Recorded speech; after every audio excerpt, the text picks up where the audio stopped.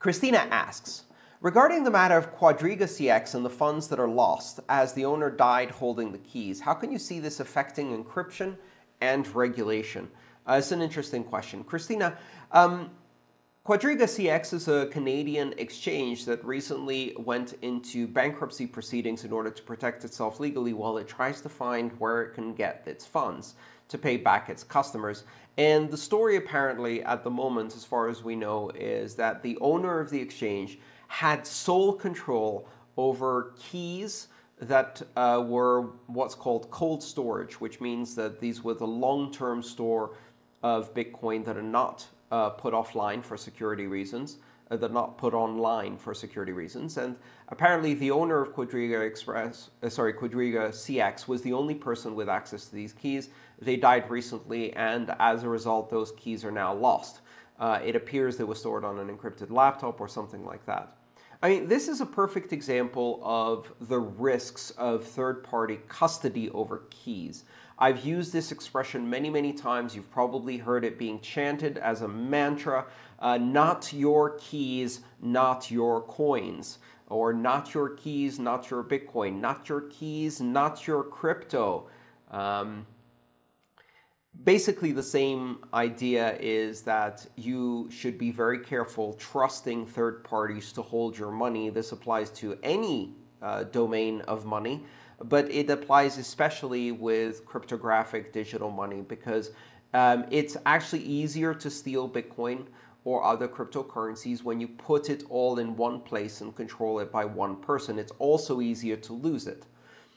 Bitcoin and other cryptocurrencies maintain their security through decentralization. The idea is that if in order to rob 1,000 people, you have to break into 1,000 wallets on 1,000 different computers, some of which are hardware, mobile, software, desktop, etc., that's very difficult to do. You have to pull off essentially 1,000 heists.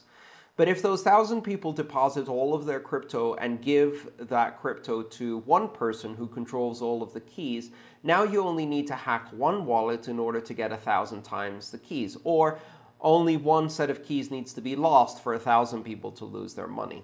And this is exactly what's happened in this case. How does it affect encryption and regulation? It doesn't, really. It doesn't change anything about either of those categories.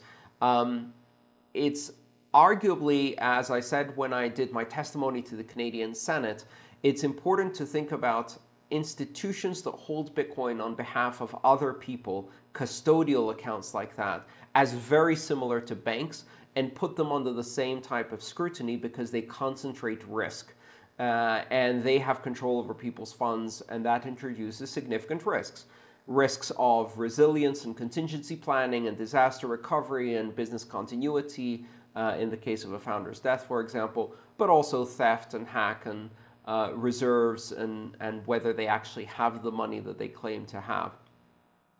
And as I've suggested, regulating the decentralized control over keys is unnecessary, and regulating the centralized control of keys is both necessary and something the government should be doing.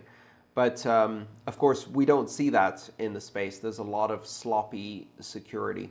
So hopefully what this does is it doesn't change encryption, it doesn't change regulation. Really, what it does is it teaches people the lesson again that apparently needs to be told again and again and again and again, and we need to see exchanges fail again and again and again before people learn the fundamental lesson of not trusting third parties with their cryptocurrency.